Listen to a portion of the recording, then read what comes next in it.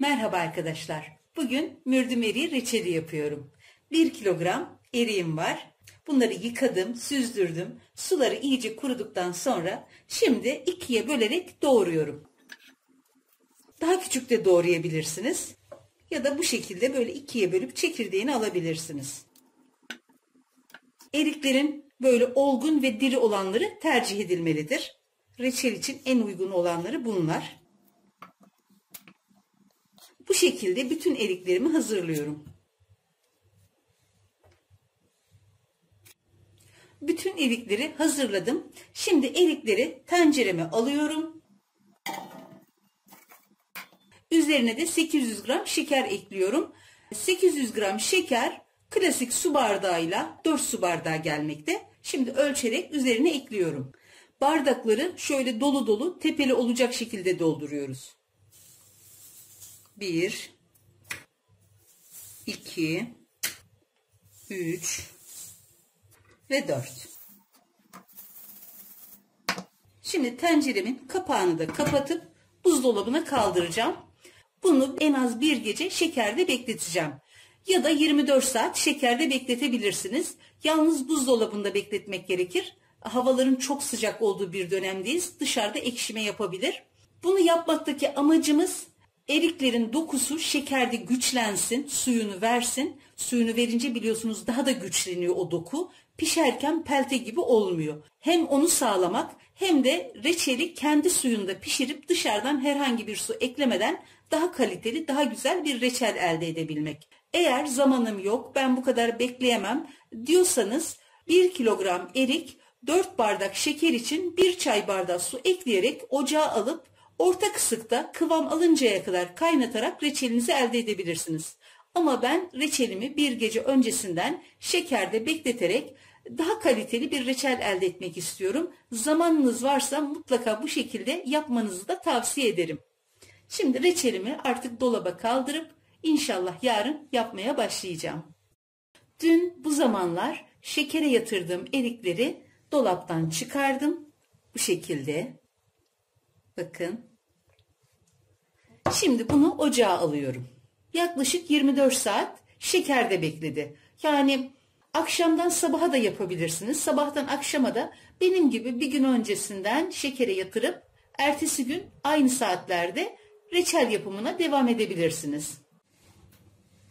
Reçelimi ocağa aldım.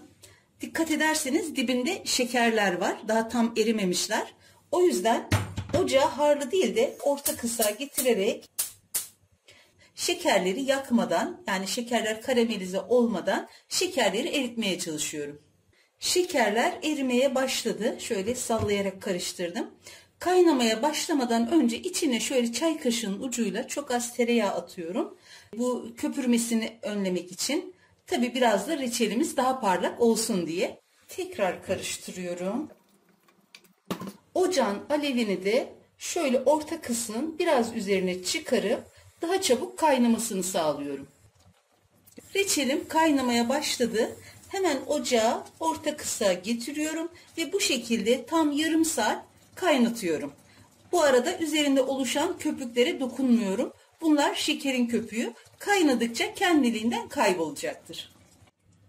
Yarım saatin sonunda içine şöyle dolu dolu 2 yemek kaşığı limon suyu ekliyorum. Şöyle bir karıştırıp 5 dakika daha ocakta tutuyorum. 5 dakikanın sonunda şöyle 1 yemek kaşığı kadar alıp kıvamına bakıyorum. Olduysa ocaktan alıyorum. Olmadıysa biraz daha pişiriyorum.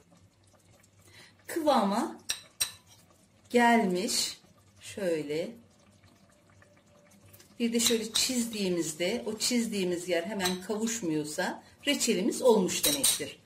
Ocağımı kapatıyorum ve kavanozlara alıyorum. Tenceremi ocaktan aldım. Ocaktan aldıktan sonra iyice şöyle bir sallayarak ortasında biriken o azıcık köpüğü alıyorum. Köpüğü aldıktan sonra bir miktar sunum tabağına alıyorum.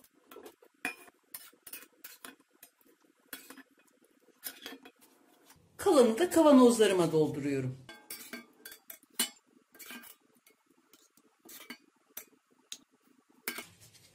Kavanozun ağzını temizce siliyorum.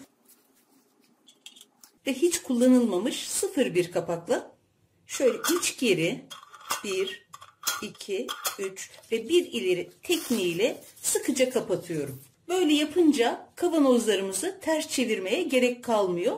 O kendi kendine vakumlanıyor. Diğer kavanozlarımı da aynı şekilde dolduruyorum.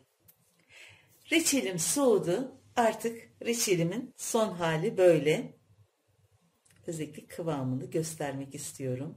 Rengi de kıvamı da gerçekten güzel ve taneler bütün bütün dağılmadı, kabukları soyulmadı, öyle marmelat kıvamına gelmedi. Bu reçelin en sevdiğim yönü çok kolay olması. Belki yaparken biraz ayrıntılara girdim ama hemen doğruyoruz, şekere yatırıyoruz ve kendi suyuyla pişiriyoruz. Bu kadar.